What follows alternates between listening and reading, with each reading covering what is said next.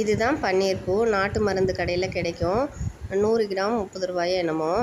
இது வந்து ஒரு 10க்குள்ளே குடிக்கலாம். நான் 8 பூ போட்டிருக்கிறேன். தண்ணியை 2 கப்பு கொதிக்க வச்சுருக்கிறேன். அப்புறம் இது கூட கொஞ்சம் சீரகமும் 4 மிளகும் போட்டுக்கலாம். இது வந்து சுகர் உள்ளவங்களுக்கு நல்லாவே கண்ட்ரோல் ஆகும். டெய்லியும் 2 கப்பு குடிக்கலாம்.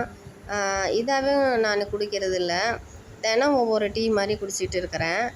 ஆவாரம்பூ, நாவல் பழம் இந்த மாதிரி. இது வாரத்தில் ஒரு முறை வரும்னு நினைக்கிறேன். ஆனால் நல்லாயிருக்கும்னா துவர்ப்பாக இருக்கும், கசக்காது. பாவக்காயிலையும் கூட போடுவேன். அது பாவக்காய் கசக்கும். இது வந்து துவர்ப்பாக இருக்கும். ஆனால் சிப் பண்ணி தான் குடிக்கணும். கப்புன்னு குடிக்கக்கூடாது. கொஞ்சம் வெதுப்பாக இருக்கும்போது. இன்னொரு கப்பு இருக்குது. இதை மூடி வச்சிட்டா ஒரு 4 மணிக்கு குடித்தா போதும். அடிக்கடியும் குடிக்க வேணாம்.